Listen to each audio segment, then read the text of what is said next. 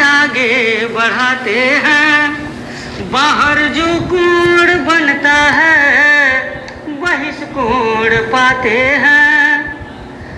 इसके मान के लिए पड़ोसी छोड़ देते हैं।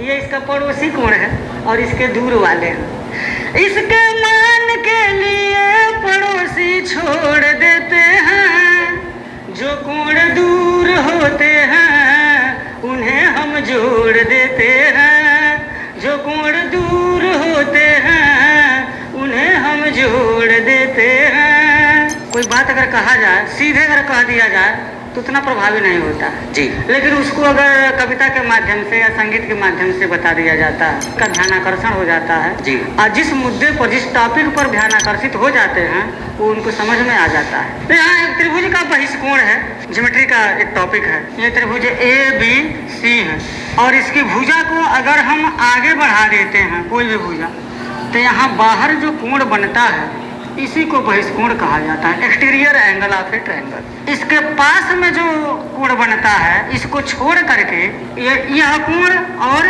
ये कोण, इन दोनों कोणों को जोड़ देते हैं तो बहिष्कोण आ जाता है।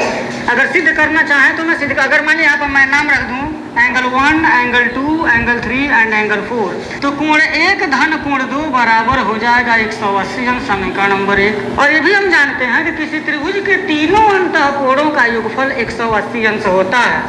तो यहाँ यानी कि कोण 2 धन कोण 3 धन कोण 4 ये भी 180 अंश के बराबर हो जाएगा। इन दोनों समीकरणों का राइट हैंड साइड अगर बराबर है तो इसका लेफ्ट हैंड साइड भी बराबर ही हो जाएगा।